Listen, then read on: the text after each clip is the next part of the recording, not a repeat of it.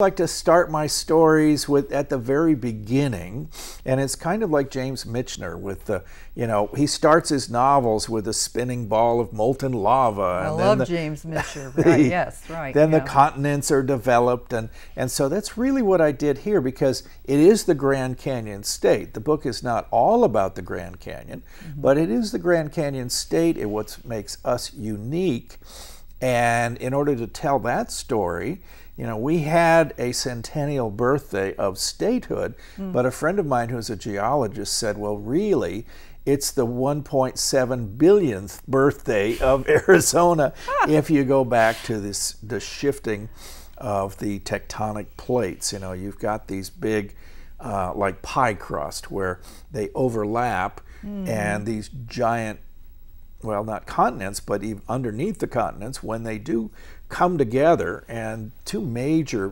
plates come together in Arizona, and when they grind and overlap, they push the earth up, and so that, and oceans are formed, sediment comes down, things are eroded, and then the whole cycle starts over again for billions of years to make what we have now.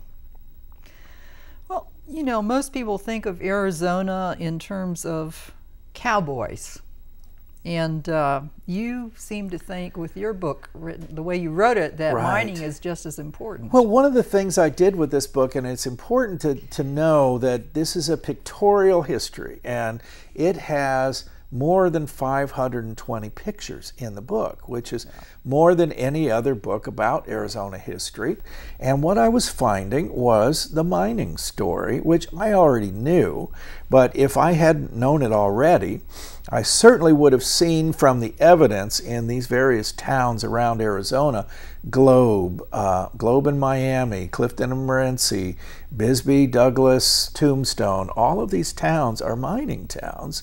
And so all of this happened because of those shifting plates that I was talking about.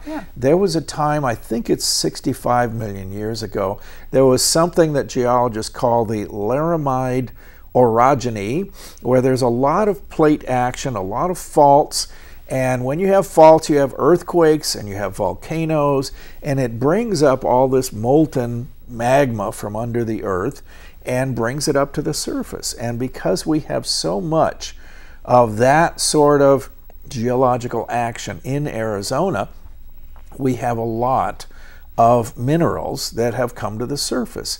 And when you drive somewhere like the Catalina Mountains and you're going past them, you look and you notice that there's almost like a layer cake, where this is where a huge section of earth has tilted up. And so you can see that it was laid down once this was an ocean, an inland ocean, but then you get this big upheaval, and that brings things from underneath, and that's where you find the minerals, and that's why most mining towns, Jerome and Globe, are in the mountains, because that's this huge geological shift.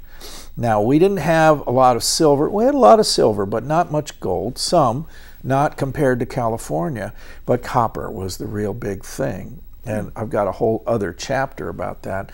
But in this chapter, I decided to start with geology and geography. There's a whole chapter about geology and geography because they impact Arizona's history. The mining is, I would say, maybe 2/3 more important than the cowboys came in. They needed to supply beef and horses to the army when the army was here fighting Apaches and other Indians. But the mining starts earlier and it lasts longer. There's still a lot of mining going on, and they're opening new mines in Arizona, and some are protesting the mines in Arizona. But we do have more copper than any other state in the Union. So, and it's all because of this geology, and you really have to have that piece of it before you can understand why mining, why it's a mining state. But it is.